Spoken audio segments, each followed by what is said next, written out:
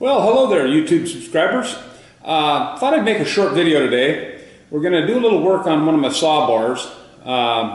It's actually one from my big handlebar saw, and it's a 3/4 inch pitch, which is pretty big relative to most of the stuff you see around here these days.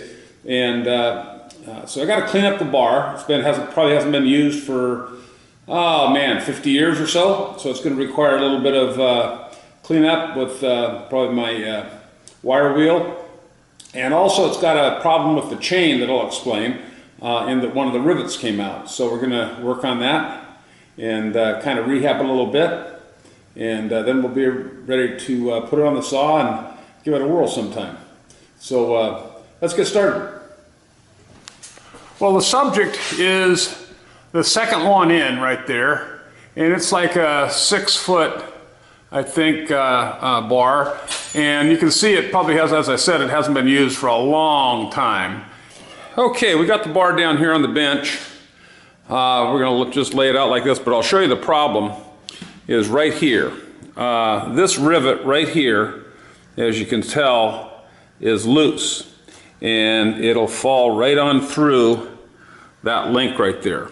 So what I have, a friend of mine has a logging company out in the Northwest in Washington State, and they run 3/4 pitch chain on their harvesters and processors.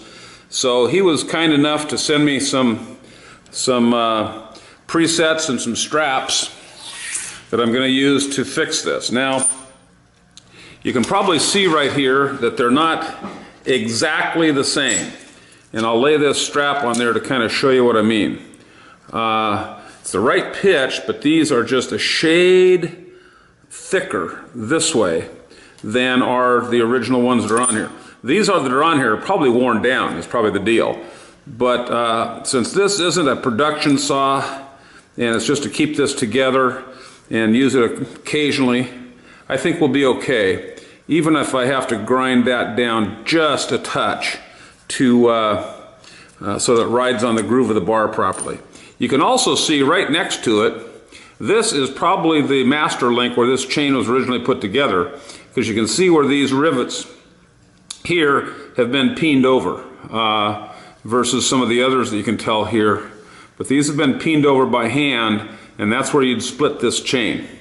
But we're going to leave that one alone, and we're going to probably have to put a preset. We've got to figure out how to do this actually, because this is actually a cutting tooth here where the rivet is, and I'm not sure exactly how I'm going to put this preset in here, but we'll figure that out. But that's the task here today. Okay, I don't have a chain brake for 3/4 inch or 3/4 inch pitch chain. The one I've got here just goes from 1/4 to 1/2. And so I'm going to put it in the 1/2 inch slot here and try to knock that rivet out with this. But so we'll see how it works. There, I think we got it. Okay. Now, one thing I did notice is that this the links, the presets that were on this chain, the old chain, and this one, they're a little bit different.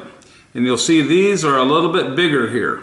And obviously that's because the application for this stuff in a processor or harvester is a heck of a lot more rigorous than what we've got here. But you'll see that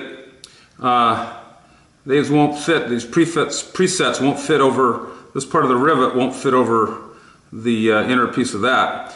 So what I'm going to do, and I wouldn't recommend this if you were doing production certainly, but what I'm going to do is we're just going to drill this out a little bit with a good drill that we've got to this size, and then we're going to take out this one cutting tooth and replace it with this preset. So that'll at least get it back together. It's granted, it's not the right way to do it, but finding links for this kind of chain and the presets and the straps to put it back together is probably next to impossible these days. So we're going to go ahead and do that, make it work that way. The pitch will be right, and since this thing doesn't turn at incredibly high RPMs, obviously, and I'm not going to be using it that much. I think we'll be all right here. We'll at least get it put back together so we can get rid of the electrical tape.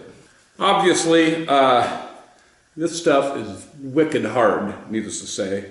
And while I've got some pretty good drill bits, in terms of some very, very good high-speed drill bits, I could barely touch this. It did get in there a little bit, but I was just going nowhere. So what I did is I just got a little grinding tool on my Dremel here, and I've already got the other end done. We're going to finish this end out and get that preset to fit in there, and we'll be good to go.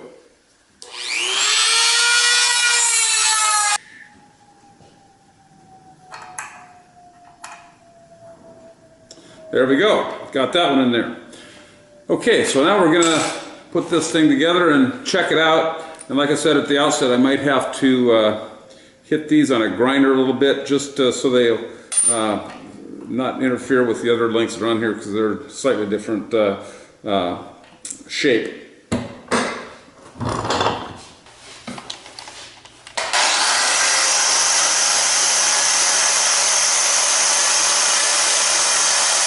Okay, I think we've got this bar pretty well cleaned up.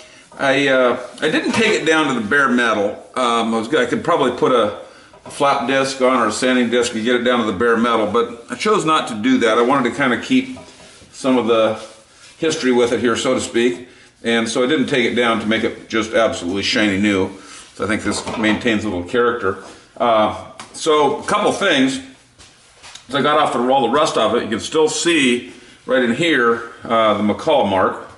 And I'm guessing this bar was probably sold new by my dad back in the probably late 50s, I guess, mid 50s probably. But anyway, I think we got it cleaned up all right. So we're going to take that and take a ball peen here, and we'll peen that over here. This is one of the nice things about having a bench with a 1/2-inch top on it, because you can hammer on it and beat on it pretty good, and it doesn't hurt anything.